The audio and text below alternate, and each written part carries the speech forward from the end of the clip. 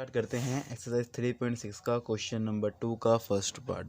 तो इससे पहले बच्चों ने एग्जांपल देखा होगा जिसमें हमारा नाव वाला क्वेश्चन था, ठीक है ना। तो सेम टू सेम यहाँ पे भी क्वेश्चन है। वो कह रहा है रितु नाम की एक लड़की है जो कि नदी में तैरती है, तो बताती है उसकी कंडीशन क्या है तैरने की। तो वहाँ पे कह रहा है कि जो रितु है वो धारा के अनुकूल, मतलब धारा के अनुकूल का मतलब क्या होता है, याद रखना। अनुकूल और प्रतिकूल का मतलब क्या है।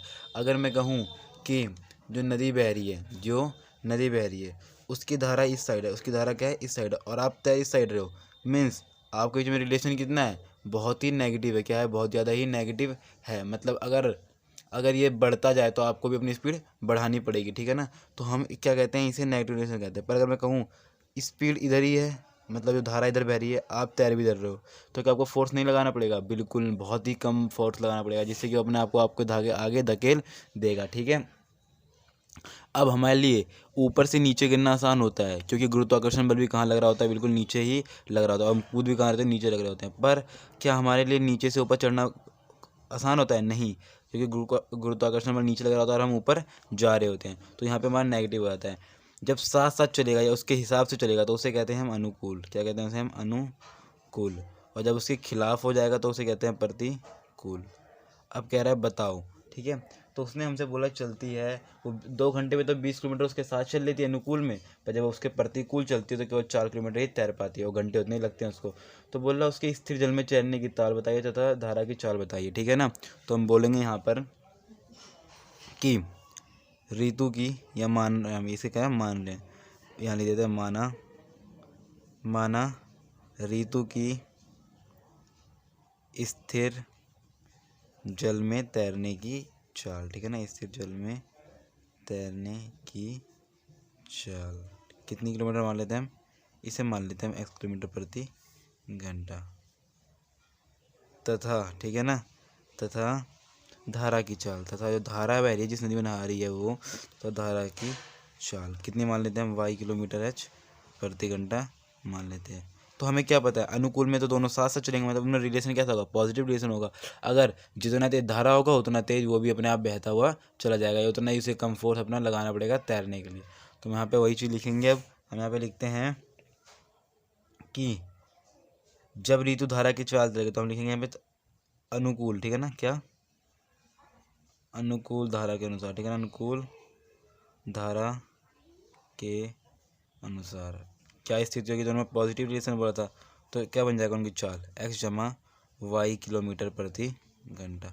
सेम एस प्रतिकूल में क्या होता है, जब उसके अपोजिट चलेगा तो दोनों नेगेटिव हो जाएंगे, दोनों में क्या रिलेशन होगा? नेगेटिव होगा, प्रतिकूल धारा के खिलाफ। आप देखोगे क्लास में किसी से लड़ाई होती है, आपकी लड़ाई होगी, तो आप उसकी हर बात में टोका टाकी करोगे, ठीक है ना। अगर वो कहेगा कि हमें आज खाना खाना है तो आप उसे मना करोगे, नहीं आज हमें खाना नहीं खाना, जैसे बागी होता है ना वो। तो यहाँ पे रिलेशन कैसा होता है? नेगेटिव होता है। बागी वाली पोएम आपने पढ़ी होगी 7वीं 8वीं में, ठीक है ना। तो उसमें क्या था, हमें बता रखा था कि अगर बच्चे नहाते तो वो नहीं नहाते, बच्चे स्कूल जाता तो जाते, ठीक है ना। तो सेम टू सेम यहाँ पे भी वही कंडीशन फॉलो हो रही है हमारी। वो कह रहा है कि अगर अनुकूल धारा के अनुसार हुआ तो पॉजिटिव रिलेशन, और प्रतिकूल हुआ तो नेगेटिव रिलेशन, ठीक है ना। हमने यहाँ पे वो चीज़ शो कर दी। अब कह रहा है आगे बढ़ो, तो आगे हमें निकालना क्या? अभी इन दोनों की चाल निकालनी जो हमने एक्स और वाई मानी थी। तो हमें पता है कि जो हमारा चाल का फॉर्मूला होता है, जो हम शुरुआत से पढ़ते आ रहे हैं, वो क्या होता है? दूरी बटा समय। तो क्या मैं इससे ये चीज़ नहीं लिख सकता? समय बराबर में दूरी बटे चाल। समय बराबर में क्या होगा? दूरी बटे चाल, ठीक है। क्यों? ये इधर चला जाएगा, ये इसकी जगह ले लेगा। और वैसे भी हमारा ये हो सकता है, अगर मैं बोलूँ कि तुम्हारी चाल थी 50 किलोमीटर, ठीक है ना, और तुम्हें तय करनी थी दूरी 100 किलोमीटर, तो तुमने कितने घंटे में तय करी होगी? तो तुम डिवाइड करोगे ईजिली। तो क्या लिखोगे? तुम बोलोगे हम 2 घंटे में हमने तय कर रखी हुई चाल। तो सेम चीज़ हमने यहाँ पे चीज़ लिख दी है। तो अब हम क्या करेंगे? इसी का फ़ायदा उठाएंगे। तो हम पहली कंडीशन पढ़ते हैं, उसकी पहली कंडीशन पढ़ते हैं, ऋतु क्या बोल रही है, ठीक है ना। ये क्या कंडीशन उसमें लागू हो रही है। तो फर्स्ट, ये पहले प्रश्नानुसार वो कहती है जब वो धारा के अनुकूल चलती है तो 2 घंटे में उसे समय कितना लग रहा है? 2 घंटा लग रहा है। दूरी कितनी तय कर रही है? वो पूरे 20 किलोमीटर तय कर रही है। और चाल क्या उसकी? अनुकूल वाली चाल है, मीन्स x प्लस वाई। यहाँ तक ये बहुत ईजी था, तो इसमें कोई डाउट तो आना नहीं चाहिए, ठीक है ना। हमने जस्ट इस फॉर्मेट में इसको पुट कर दिया। वो कह रहा है समय उसे 2 घंटा लगा है जब वो 20 किलोमीटर तय रही है किस अनुकूल चाल के साथ। हमने कहा ठीक है, इससे क्या निकाल सकते हैं हम? x प्लस वाई डिवाइड में जाकर उससे मल्टीप्लाई हो जाएंगे, तो क्या हो जाएगा? 2x प्लस में 2y इज इक्वल टू 20 का 20 रहेगा ही। तीनों में से अगर मैं 2 कॉमन निकालूँ तो मेरे पास बचेगा x plus y is equal to 10, जिसे मैं इक्वेशन फर्स्ट का नाम दे दूंगा। बहुत इजी था, हमने इसको सॉल्व किया, ये डिवाइड हो जाकर उससे मल्टीप्लाई हुआ तो 2x प्लस 2y आ गया। मैंने तीनों में से 2 कॉमन निकाला तो मेरे पास ये आ गया। वो कह रहा है रुको सेकंड पर्सन अनुसार का भी हम निकालते हैं, ठीक है ना। वो उसने 2 क्वेश्चन किए थे ना, तो कहता है अब 2 घंटे में, क्या 2 घंटे में वो उसने कितनी दूरी तय करी, 4 किलोमीटर। और उसकी चाल कैसी थी, क्योंकि प्रतिकूल थी, क्या थी उसके प्रतिकूलता से खिलाफ थी। मीन्स यहाँ पे क्या बन जाएगा, ये डिवाइड वाला हो जाएगा, उससे मल्टीप्लाई हो जाएगा। 2x minus 2y is equal to 4। यहाँ पे भी सेम टू सेम 2 कॉमन निकालेंगे तो हमारा बचेगा x minus y is equal to 2। ये हमारे क्या बन गई, इक्वेशन नंबर सेकंड बन गई। हम लिखेंगे, अब देखेंगे हमारे पास समीकरण 1 और 2 आ गया। चलो मैं यहाँ पे आराम से लिख देता हूँ समीकरण 1 और 2, जो भी हमारा आंसर आया 1 और 2 का। तो हमारा जो समीकरण 1 है वो इस प्रकार है, x plus y is equal to 10। ये क्या हमारा समीकरण 1 है। समीकरण 2 हमारा इस प्रकार है। अब हमें x और y की वैल्यू निकालनी, हमारा आंसर आ जाएगा।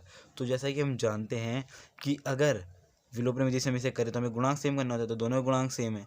अब हमें प्लस माइनस है तो प्लस माइनस भी मिल गया, तो हम क्या कर देंगे, दोनों को जोड़ देंगे। लिखेंगे समीकरण 1 और 2 को जोड़ने पर, समीकरण 1 और 2 का योग करने पर, 2 का योग करने पर, ठीक है। चलो समीकरण 1 और 2 का हम यहाँ पे योग करते हैं। तो समीकरण 1 और 2 के योग से हमारे पास यहाँ पे क्या आ जाएगा, यहाँ पे हमारे पास आ जाएगा x 2x plus minus cut और 10 और 2 12। मीन्स x की वैल्यू क्या आ जाएगी, मेरे पास 6 आ जाएगी। कितना है, 6 किलोमीटर प्रति घंटा। हमने कहा भाई x की वैल्यू से क्या करना है, हमें y की वैल्यू निकालनी है, निकल जाएगी y की वैल्यू। अब जो x की वैल्यू आई है उसे आप इक्वेशन 1 में रखिए, इक्वेशन 2 में रखिए, आ जाएगा आंसर। लिखते हैं यहाँ पे हम समीकरण 1 में, समीकरण 1 में x का मान रखने पर, रखो भाई 1 में, समीकरण 1 का हमारा ये रहा। तो x जगह 6 जमा में y इज इक्वल टू 10, तो y का मान कितना जाएगा, 10 minus 6 is equal to 4 kilometre प्रति घंटा। तो हमें यहाँ पे 2 चीज़ें मिल गई, ठीक है ना, x और y का मान दोनों मिल गया। तो हम यहाँ पे लिखेंगे ऋतु की चाल, ऋतु की स्थिर में चाल कितनी है, स्थिर जल में तैरने की चाल कितनी है, टोटल 6 किलोमीटर प्रति घंटा। अच्छा, तो धारा की चाल बताओ। तो धारा की चाल को हमने y लेट किया, तो यहाँ पे लिखेंगे धारा की चाल कितनी मान ली हमने, यहाँ पे इसको 4 किलोमीटर प्रति घंटा मान ली। और यहाँ पे हमारा सॉल्यूशन इसका आ गया। एक बार आप सॉल्यूशन देख लीजिए, ये था, ठीक है। आई होप आपको समझ आया होगा, और यही छोटा सा कॉन्सेप्ट लाके हम इसको सॉल्व कर सकते हैं, ठीक है ना। अनुकूल और प्रतिकूल वाली स्थिति बस आपको याद रखनी है, और ये हमारा सवाल सॉल्व हो जाएगा आपका। हम सॉल्व करेंगे, ठीक है। एक्सरसाइज जो हमारी 3 पॉइंट्स, जो हमारा थर्ड चैप्टर था उसका है ऐच्छिक वाला चैप्टर, एक्सरसाइज 3.7, ठीक है ना। तो ऐच्छिक वाले पार्ट में हमारा ये है क्वेश्चन है जिसमें बच्चों को हंसिया डाउट आता है। बच्चे इसी कैलकुलेशन को बहुत ज़्यादा हार्ड कर देते हैं। कुछ बच्चे इससे प्रतिस्थापन से करते हैं, कुछ विलोपन से, तो कुछ वज्रगुणनखंड से इसको ट्राई करते हैं, ठीक है ना। तो आज हम इसको करने की एक शॉर्ट ट्रिक देखेंगे, ठीक है ना। तो हमारे पास यहाँ पे क्वेश्चन 1 है, क्वेश्चन 2 है, हमने यहाँ पे क्वेश्चन उतार लिया। अब क्या करना है, सेकंड स्टेप में हम यहाँ पे लिखेंगे समीकरण 1 और 2 का योग करने पर, मतलब सम कर लेंगे दोनों का, ठीक है ना। समीकरण 1 और 2 का योग करने पर, ठीक है ना। समीकरण 1 और 2 का योग करेंगे हम, 2 का योग करने पर देखते हैं इन दोनों का अगर योग करेंगे, तो इन दोनों का योग करेंगे तो माइनस प्लस माइनस हो जाएगा। माइनस प्लस कितना जाएगा हमारे पास, माइनस हो जाएगा। तो 378 में से अगर 192 गया तो हमारे पास बचेगा ये 6 2 और ये 2, कितना जाएगा 226, कितना जगह हमारे पास 226 बच जाएगा। अगर 600 वो 378 में से इतना गया तो कितना 152 गया, तो ले देंगे यहाँ पे x प्लस माइनस माइनस, ठीक है। और बड़ा 378 और 152 छोटा है, इसमें से भी चीज़ जाएगी तो कितना जाएगा हमारे पास बचेगा यहाँ पे भी 226 y इज इक्वल टू 604 और 74 कितना होता है, माइनस 678, ठीक है ना। हमारे पास ये चीज़ आ जाएगी। अब हम क्या करेंगे, अब हम देख रहे हैं कि यार अगर हम 226 कॉमन निकालें, माइनस 226, तो कोई दिक्कत है, कोई दिक्कत नहीं है। यहाँ पे लिख देते हैं हम, क्या लिख देंगे यहाँ पे अपना, वो अपना लिख देंगे इक्वेशन। तो हमारी इक्वेशन है x प्लस, अंदर क्या जगह हमारे पास बचेगा x प्लस में y is equal to minus 678, minus है माइनस कट, तो यहाँ पे जाएगा हमारे पास x plus y is equal to 678 divide by 226, जिसका मान कितना जाएगा 3 आ जाएगा। कितना आ जाएगा, इनका मान 3 आ जाएगा। ठीक है, एक तो हमारा ये हो गया। तो हमें हमारे पास क्या आ गई, हमारे पास इस टाइम हमारे पास एक चीज़ आ गई, इक्वेशन आ गई x + y = 3। ठीक है, अब हम क्या करेंगे, अब हम लिख देंगे यहाँ पे सीधा सीधा समीकरण 1 में से 2 को घटाने पर। अभी हमने जोड़ा था, याद रखना। ठीक है ना, अब यहाँ पे क्या लिखने वाले हैं, यहाँ पे लिखेंगे समीकरण 1 में से 2 को घटाने पर। ठीक है, तो हमारा एक तो ये था 152x - 378 y = -74। सेकंड था हमारा 378x प्लस में 152 y = -604। ये क्या था, सेकंड था। अब घटाना है तो साइन चेंज होगा, माइनस है तो प्लस, प्लस है तो माइनस, माइनस है तो प्लस। ठीक है, अब देखते हैं घटाने का आंसर क्या आ रहा है। 8 2 10 का 0, ऊपर हासिल 1, 7 5 12, 12 और 1 13, 13 का 3, ऊपर हासिल 1, 3 1 4 और 1 530 x। माइनस माइनस प्लस होता है पर साइन आता है माइनस का, इनको भी जोड़ेंगे तो 530 y हो जाएगा। प्लस माइनस माइनस होता है, जो हम 604 में से 70 घटाएंगे तो हमारे पास बचेगा कितना, 530, जो कि प्लस का होगा। दोनों में से प्लस 530 कॉमन निकालेंगे, अंदर बचेगा x - y = क्या है, 530 है। तो x - y की वैल्यू कितना जाएगी, 530 बटे में 530 = 1। कितनी आएगी, 1। तो हम यहाँ पे लिख देंगे जो हमारे पास x - y की वैल्यू कितनी आई है, 1 आ चुकी है। ठीक है, तो हम एक काम करेंगे, इसका नाम समीकरण 3 डाल देते हैं ना, 1 नहीं डालेंगे, इसका नाम डालेंगे समीकरण 4। फिर देखेंगे यहाँ पे हमारा 3rd और 4th है। 3rd और 4th में हमें और चीज़ दिख गई, मुझे सॉल्व कर सकते हैं। क्यों, क्योंकि y माइनस का y प्लस का अगर दोनों को जोड़ देंगे तो y खत्म हो जाएगा। तो यहाँ पे लिख देंगे समीकरण 3 और 4 को जोड़ने पर, समीकरण 3 और 4 को जोड़ने पर। चलो हम जोड़ते 3 और 4 को, तो x 2x plus minus y cut जाएंगे और 3 1 कितना हो जाएगा, 4 हो जाएगा, जिससे x की वैल्यू कितनी आ जाएगी, 2 आ जाएगी। अब हम क्या लिखेंगे, यहाँ पे लिखेंगे x का मान 1 में रखने पर, x का मान 1 में रखने पर, x का मान 1 में रखने पर। ठीक है, 2 है, अगर मैं इसमें 2 रख दूँ, चलो मैं अगर वो हमारा 1 ये रहा ऊपर, ठीक है ना, अगर मैं इसमें रख दे, इसका 3 मतलब 1 ही समझ लो आप, यहाँ पे 3 लिख सकते हो। ठीक है ना, तो अगर मैं 2 यहाँ पे रख दूँ तो y में कितना जोड़ोगे, 3 हो जाएगा, तो कितना आ जाएगा, y का मान 1 आ जाएगा। चलो आप स्टेप वाइज कर लो, कोई दिक्कत नहीं है। y = 3 - 2 = 1।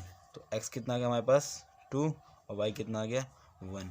ये बड़ी अच्छी शॉर्ट ट्रिक थी जिससे कि हम अपने क्वेश्चन को सॉल्व कर सकते हैं। आप इसका सोल्यूशन देख सकते हैं, और यहाँ पे हमारा ये क्वेश्चन सॉल्व हो चुका है। धन्यवाद। स्टार्ट करेंगे ऐच्छिक का, वही 3.7 का ऐच्छिक का क्वेश्चन नंबर 8, जो कि पेपर की दृष्टि से बहुत ही इंपॉर्टेंट है और अक्सर ये पेपर में आ जाता है। तो इसमें हमें कंफ्यूज होने की जरूरत नहीं है। तो इसमें हमें उसने दे रखा है एक चक्रीय चतुर्भुज, जो कि चक्रीय चतुर्भुज हम किसे कहते हैं, तो वृत्त के अंदर उपस्थित चतुर्भुज को हम चक्रीय चतुर्भुज के नाम से जानते हैं। तो इसकी एक गुण, चक्रीय चतुर्भुज का एक गुण होता है कि आमने सामने वाले कोणों का जो कितना होता है, 180 डिग्री होता है, और इसी चीज़ का फ़ायदा उठा के हम इस क्वेश्चन का आंसर भी निकाल देंगे। तो लेट्स स्टार्ट। तो हम यहाँ पे देखेंगे हमारे पास 2 आएंगे। ठीक है ना, हम लिखेंगे चूँकि ABCD एक चक्रीय चतुर्भुज है, चक्रीय चतुर्भुज है, तो इससे क्या होगा भाई, तो इससे पता चल जाएगा कि angle A plus angle C का जो कितने होने वाला है, 180 डिग्री होने वाला है, तथा इसी प्रकार से angle B plus angle D का जो कितने होना है, 180 डिग्री होने वाला है। अब इस चीज़ को हम यहाँ पे फॉलो करेंगे। हम यहाँ पे लिखते हैं एंगल A का मान कितना है, एंगल A का मान है 4y प्लस में 20, प्लस एंगल C का मान कितना है, माइनस में 4x। तो इनका सम कितना आना चाहिए, 180 डिग्री आना चाहिए। इससे निकालते हैं हमारे पास क्या आ रहा है, तो इससे आ रहा है प्लस माइनस माइनस हो जाएगा, तो -4x प्लस में 4y प्लस 20 जाएगा तो क्या जाएगा, माइनस हो जाएगा। तो 180 में से 20 का तो कितना हो जाएगा, 160। सब में से 4 कॉमन निकाल दूँ, निकाल देते हैं भाई। तो हमारे पास आ जाएगा -x प्लस में y = 16। ठीक है, 14 कितना जाएगा, 14 कितना आएगा, 40 आ जाएगा। अब 40 आ गया हमारे पास, तो हम क्या करेंगे, इसको इक्वेशन नंबर फर्स्ट मान लेंगे। क्या मानेंगे, इक्वेशन नंबर फर्स्ट मान लेंगे। इसी तरह से हम क्या करेंगे, angle A plus angle C = 180 degree मान लेंगे। ठीक है, ए का मान कितना है हमारे पास, तो ए का मान है हमारे पास, ए कहाँ गया हमारा भाई, खो गया क्या, ये रहा। तो ओह सॉरी हमने यहाँ पे 4y+20, यहाँ पे हमने ए और सी का मान रखा है, यहाँ पे हमने ए और सी का मान रख दिया है। ठीक है ना, यहाँ पे आप एंगल ए लिख देना और यहाँ पे एंगल सी लिख लेना, और यहाँ पे लिखेंगे हम एंगल बी और एंगल डी। ठीक है ना, तो एंगल बी का मान कितना है हमारे पास 3y-5 है, प्लस में करेंगे हम -7x प्लस में 5, कितना चाहिए 180 डिग्री हमारे पास आना चाहिए। 3y-5 ऐसे कैसे देगा, प्लस माइनस -7x प्लस का 5 = 180 डिग्री, -7x आगे प्लस 3y पीछे, माइनस से माइनस कट गया तो कितना आएगा 180 डिग्री आ गया। ये बन गया हमारा सेकंड इक्वेशन।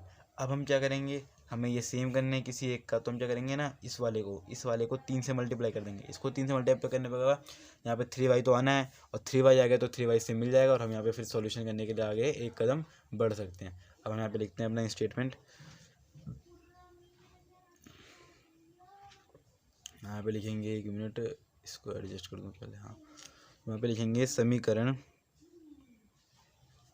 1 को किससे करेंगे, 3 से करेंगे, समीकरण 1 को 3 से तथा, तो आप गुणा करो तो उसके बाद आपका मोटिव होना चाहिए। ठीक है ना, समीकरण, अब मेरा मोटिव क्या है यहाँ पे, मैं इसका गुणांक सेम कर दूंगा, 1 को 3 से तथा 2 को 1 से गुणा करने पर, 2 को 1 से गुणा करने पर अब क्या हो जाएगा, ये हो जाएगा हमारा -3x प्लस में 3y = 120। फर्स्ट को जब मैंने गुणा किया तो, ठीक है ना, 3 एकम 3x 3 एकम 3y 3 वो 40 3 120। इसी प्रकार से अगर मैं उसको गुणा करूँ 1 से तो वो तो सेम टू सेम उतर जाएगा, -7x प्लस 3y = 180 डिग्री। अब जो कि दोनों प्लस के हैं तो मेरे को घटाना पड़ेगा, क्योंकि मेरे को ख़त्म करना होता है, तो मैं यहाँ पे लिखूँगा समीकरण 3 में से 4 को घटाने पर, समीकरण 3 में से 4 को घटाने पर। ठीक है, तो घटाते हैं माइनस तो क्या हो जाएगा, ये प्लस हो जाएगा, और प्लस तो क्या हो जाएगा, माइनस हो जाएगा, प्लस तो माइनस हो जाएगा, प्लस माइनस माइनस, 7 में से 3 के तो कितना हो जाएगा 4x बचेगा, माइनस प्लस कट, और प्लस माइनस माइनस होता है, तो 180 में से 120 के तो कितना बचेगा हमारे पास, माइनस का 60 बचेगा, तो x का मान कितना देगा हमारे पास -15 डिग्री। अब हम डिग्री को तो माइनस में बोल नहीं सकते, ठीक है ना, तो पर हमारे पास ये हमारी x डिग्री थोड़ा ना है, तो हमारी वैल्यू, कुछ बच्चे सोचेंगे हम डिग्री को माइनस में नहीं बोल सकते, तो हमारी डिग्री नहीं है, खाली हमारी वैल्यू है, तो x की वैल्यू कितनी है -15 आई है। अब हम क्या करेंगे y का वैल्यू निकालने के लिए, हम लिखेंगे यहाँ पे x का मान किसी भी समीकरण में इसको पुट कर देंगे, x का मान समीकरण 1 में रखने पर, ठीक है, समीकरण 1 में इसको रखेंगे, तो अब करो उसको 1 में रखते हैं, एक समीकरण का है हमारा वो रहा ऊपर, तो यहाँ पे पुट करते हैं -x है तो माइनस 15 हो जाएगा। ठीक है, मैंने x की वैल्यू रखी है भाई -15, प्लस में y = 40, minus minus plus y = 40, y तो 40 प्लस क्या हो जाएगा, माइनस हो जाएगा, 40 में से 15 गया तो कितने बचेंगे हमारे पास, बचेंगे 40 में से 15 गया तो 25, कितना बचेगा 25, तो y का मान कितना आ गया 25 आ गया, और ये भी डिग्री नहीं है, ये भी प्लस और माइनस हो सकती है, तो ये बहुत इंपॉर्टेंट क्वेश्चन था इस चैप्टर का। तो हम लिखेंगे x -15 डिग्री, 15 है सॉरी डिग्री निकल जाएगा मुँह से, और यहाँ पे लिखेंगे y = 25, ये उनकी वैल्यू है जो कि हमने यहाँ पे फाइंड आउट कर ली। आप इसका सोल्यूशन देख सकते हैं, और यहाँ पे हमारा 3rd चैप्टर कंप्लीट होता है, और ये इंपॉर्टेंट क्वेश्चन था पेपर के नजरिए से। एक तो लाइक और शेयर ठोक दीजिए, महाकाल का लाइक और शेयर ठोक दीजिए, पूरा साल मेहनत करता हूँ आपके लिए बेटा, ऐसा नहीं चलेगा, ऐसा नहीं चलेगा।